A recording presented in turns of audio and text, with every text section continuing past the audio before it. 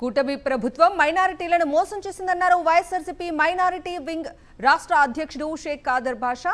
ఇమాం మౌజంలకు 11 నెలల నుంచి వేతనాలు ఇవ్వటం లేదని మండిపడ్డారు. తక్షణమే ఇమాం మౌజంలకు పెండింగ్ బకాయిలను చెల్లించాలని డిమాండ్ చేశారు.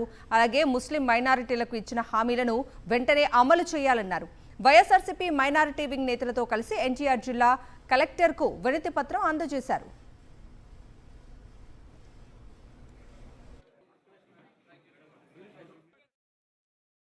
లెవెన్ మంత్స్ నుంచి మనకేంటంటే ఇమాములకి 10,000 మోజన్లకి 5,000 జీతం ఇంతవరకు రావడం లేదు. కాబట్టి మేమంతా ఆల్ ముస్లిం సోదరులంతా ఇమాములంతా మనకు అప్రోచ్ అయ్యారు. మన ముఖ్యంగా మైనార్టీ వింగ్ని మన అప్రోచ్ అయిన తర్వాత మాకు జీతాలు రావడం లేదు, మాకేదో అరకొర జీతాలు వస్తాయి మీకంతా తెలుసు, కాబట్టి మాకు జీతాలు రావడం లేదు 11 మంత్స్ నుంచి మొరపెట్టుకున్నారు.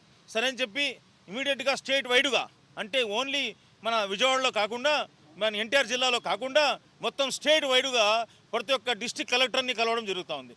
కలిసి వాళ్ళకి పిటిషన్ ఇచ్చి, అయ్యా కూటమి ప్రభుత్వానికి ఈ యొక్క మా పిటిషన్లు మీరు ఫార్వర్డ్ చేయండి, వాళ్ళ మీద అడగండి, ముఖ్యంగా మౌజన్లకి ఇమాములకి జీతాలు ఇవ్వాలని చెప్పి గట్టిగా చెప్పడం జరుగుతుంది.